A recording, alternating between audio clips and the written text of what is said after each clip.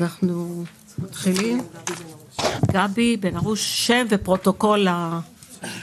גבי בן ארוש, יושב ראש מועצת המובילים ונשיא. גברתי, תודה על הזימון הנוסף. אני כבר מלווה את הוועדה מ-2023.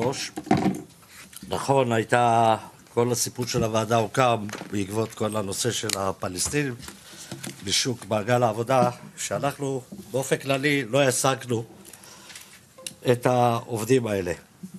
אבל הייתה עבודת מטה ב-2014-2015 של כל משרדי הממשלה, משרד הכלכלה, כל הגופים, והמסקנות שם היו חד משמעיות, שכמה שאנחנו הולכים לקראת, את איתי גברתי, כן. כמה שאנחנו מתקדמים בשנים, בגלל אופי הענף והנשירה ממנו, אנחנו מעסיקים נהגים סדרי גודל שיהיו בריאים בני 76, 78 וגם 82. זה מצב מאוד קשה, מצב לא בריא. אנחנו לא מצאנו בכל הניסיונות שעשינו מתוך כחול לבן מה שנקרא, אם זה חרדים, אם זה חיילים, עשינו את כל העבודות, כולל בוועדת הכלכלה.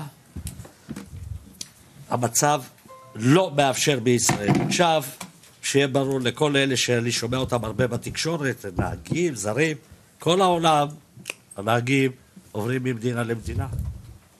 בכל העולם יש מחסור בנהגים. אצלנו המצב, שגם המצב הביטחוני, גורע מאיתנו את אלה שגם לא קיימים. ועכשיו דיברנו על 3,500 נהגים, גברתי, האמיני לי שהמצב הרבה יותר חמור. אבל אנחנו חייבים להתחיל. עכשיו תראי, ישבנו עם התעשיינים ב-2023 בכנס שר הכלכלה, כולם היו בתל אביב עם חברי כנסת וכולם. ההודעה לעיתונות שיצאה מהכנס הזה, שבעצם בנמלים ממתינים באופן קבוע סדר גודל של 50 אוניות שלא נכנסות לנמלים. למה? כי אין מי שישרת את קו המים, את אותם המשאיות. העלות של העיכוב הזה של האוניות, 50 מיליון ליום. הנזק גברתי, עכשיו ממש לפני 3 שבועות, הייתי בכרמל, בחיפה, הצפתי על נמל חיפה. יש שם 3 נמלים, מספנות ישראל, הנמל הסיני ונמל חיפה. 48 אוניות ממתינות בחוץ. הגענו עם הדוחות האלה לוועדת הכלכלה, גם ב-2023, ישבו גם... איזה ועדת הכלכלה של הכנסת הכוונה? כן, דיון? כן, בראשות ביטן. כן. הנושא היה יוקר המחיה ומחסור בנהגים. כי כולם התחילו להבין, רגע, מה קורה פה, מאיפה היוקר המחיה, מאיפה העלויות. הצפנו את הנושא הזה, וועדת המחקר של הכנסת קיבלה פה פרויקט להכין עבודה, ואנחנו נתכנס בעוד חודש. התכנסנו אחרי חודש, הנתונים שרק נמל חיפה ואשדוד מדברים על 11% של ירידה של משאיות שפוקדות את הנמל יום יום. מה המשמעות? שכל העשרות אוניות האלה מתעכבות? ממשיכות להתעכב, והמצב הולך ומחמיר. אז אם דיברו על 50 מיליון, ואלה נתונים, אנשים משלמים את זה בסוף לסוכני האוניות ולאחרים, או בעלי האוניות. זאת אומרת, המצב לא הולך ומשתפר, המצב הולך וזיק. דבר נוסף, וכואב לי להגיד את זה, אני מייצג ענף, אנחנו מקבלים את כל הקרדיט בנושא הביטחון והכלכלה, משרתים, הכל, אני עושה תאונות הדרכים. האמינו לי, ואני אומר את זה לכל הוועדה פה, יש לפחות 20% מהנהגים הקיימים, הייתי מוותר עליהם מחר, שהם ממש מסוכנים, ואנחנו מחזיקים אותם מחוסר ברירה, וזה המצב האמיתי, צריך להגיד אותו. אבל אני מבקש מהוועדה, אנחנו חייבים להתקדם, אם לא, המצב הולך ונהיה יותר חמור. אנחנו לא מנצלים את זה, אנחנו כחברות הובלה, כי היום יש ביקוש לכל משאית והכל, לא מנצלים את זה, אנחנו חיים עם התעשיינים, חיים עם המפעלים, אבל אנחנו כבר מתחילים להפסיד כסף. השכר של הנהגים בשנתיים, 3 האחרונות עלה כלפי מעלה. אנחנו סובלים היום, אני בשביל להגיע מחיפה לי פה, מה שסבלתי היום בכביש 6 וכולם, אנחנו לא מסוגלים לעשות יום עבודה. זאת אומרת, יש לנו כמה בעיות שאנחנו צריכים לשרת את הענף, ואם אנחנו לא נקבל את הסיוע הזה, ולפחות חלק גדול אנחנו מבקשים ממשרד התחבורה, ואנחנו עובדים על זה בתוכניות אחרות, בתוכניות המטענים, יש המלצות להעביר חלק מהמשאיות, לפחות 20-30% לעבודה בלילה.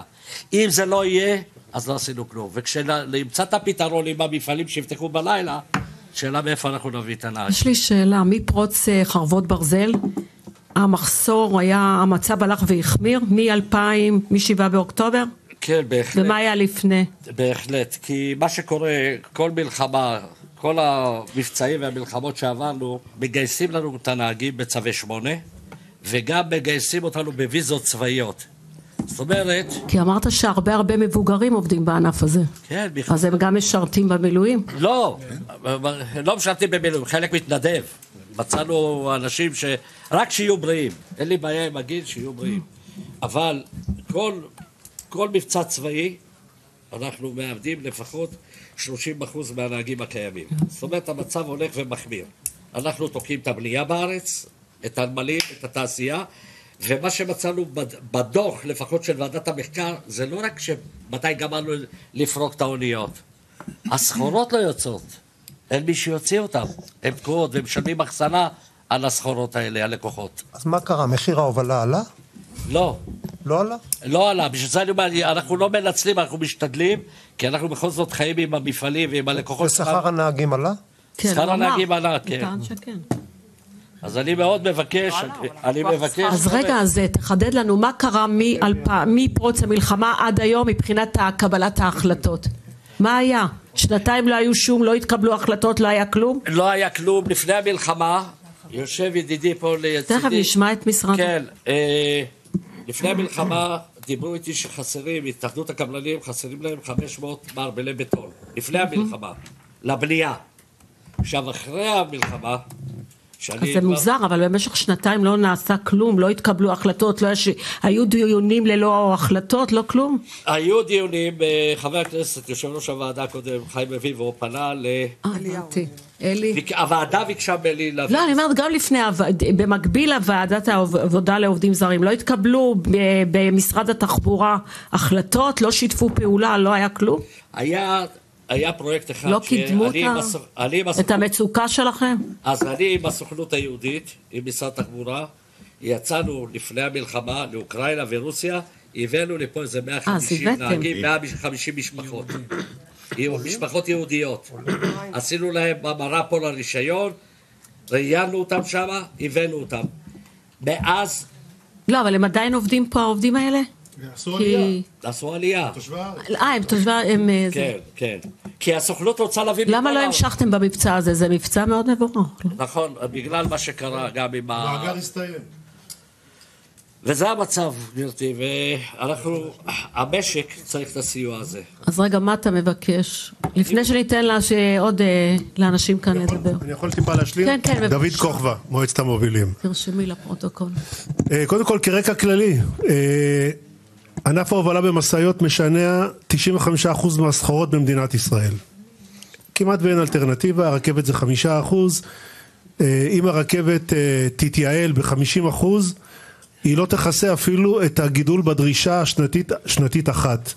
הענף גדל כל שנה בסדר גודל של 4%, בהלימה ישירה לגידול בתוצר. תעשו את החשבון, 54,000 משאיות מ10 טון ומעלה, גידול של 4% לשנה, אנחנו צריכים כל שנה 2,000 נהגים. אנחנו בגירעון מצטבר ומתמשך כבר למעלה מ10 שנים, ומשרד התחבורה יודע את זה, של סדר גודל של 500 נהגים בשנה. הגירעון הזה הביא אותנו ל-3,500 נהגים, זה במינימום, אנחנו נצטרך ככל הנראה יותר, אבל אנחנו רוצים להיות צנועים בדרישות כדי לא להפחיד את תהליכי קבלת ההחלטות. זה נתון אחד, אי אפשר לקיים משק בלי ענף ההובלה. זה שלא חסר דלק ולא חסרים מוצרים על המדפים, זה אומר שמדובר פה בענף שיש בו מאות פירמות, יש תחרות, וכל אחד רוצה לשמור על הלקוח שלו, ואנחנו עושים מה שנקרא מהעקב ומן הגורן, כדי לספק את הלקוחות שלנו, אבל זה לא בלי גבול הדבר הזה. בסוף נגיע לרגע שהסוס לא יוכל לחיות בלי לאכול, ואנחנו מאוד קרובים אליו. זה לגבי זה. לגבי הגודש, בשעות השיא, ענף ההובלה הוא בערך 20% מהנסועה על הכביש. נכון. 20% מהנסועה, אבל הוא תורם 40% לגודש. באופן טבעי, מסעית נעה לאט, סוגרת נתיב, קשה לעקוף אותה. אם אנחנו נצליח באמצעות עובדים זרים, אי אפשר היום לעשות את זה, לעבור לסדר גודל של 30-40% מהפעילות שלנו ללילה, אנחנו נוריד 40% מהגודש. זאת אומרת, נסיעה מחיפה לתל אביב שלפני 15 שנה עשינו בשעה וחצי, שעה ו40, היום זה 3 שעות. ירידה בתפוקה בצורה מזעזעת. המשק משלם את זה. שלא נדבר על ההשפעה גם על הרכב הפרטי. זאת אומרת, זה ירידה בתפוקה שלנו. אבל כולם עומדים איתנו בפקק. כל מי שעומד איתנו בפקק מוריד את התפוקה. מנתונים אני חושב אפילו של הוועדה למחקר של הכנסת. נשמע אותם. הנזק של הגודש הוא 18 מיליארד שקל בשנה. זאת אומרת, יש פה כשל מערכתי שיכול לקבל פתרון יחסית פשוט באמצעות הבאת נהגים זרים. אני רוצה לדבר מילה על יחסי העבודה ועל תנאי השכר. ענף ההובלה, ענף מאוד מאוד מאוד מוסדר. יש לנו הסכם קיבוצי, יש צו הרחבה להסכם הקיבוצי, אנחנו מחדשים אותו מדי 4-5 שנים מול ארגוני העובדים, כלומר אין פה משחקים, וכולם פה מכירים את הנוהל. עובדים זרים משתלבים לתוך ההסכם הקיבוצי, כלומר לא יכולה לעלות טענה שבגלל שיכנסו עובדים זרים ייפגע שכרם של הנהגים הישראלים. נהפוך הוא, אנחנו נשלם בדיוק באותה רמה את השכר. אנחנו גם נהיה מוכנים להתחייב שלא יהיה מקרה שישראלי תושב הארץ ירצה להיות נהג מסעית ואנחנו לא נקבל אותו כי יש לנו מכסה של עובדים זרים. אין דבר כזה, אנחנו נחתום על זה כמובן, וזה חשוב לנו באותה מידה כמו שזה חשוב לארגוני העובדים. אנחנו נמצאים כרגע... נשמע את העמדה שלהם. עוד משפט, כן, אבל אני מקדים. אוקיי.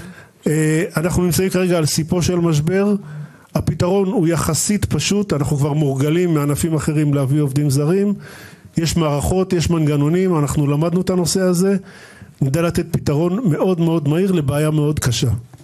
תודה רבה.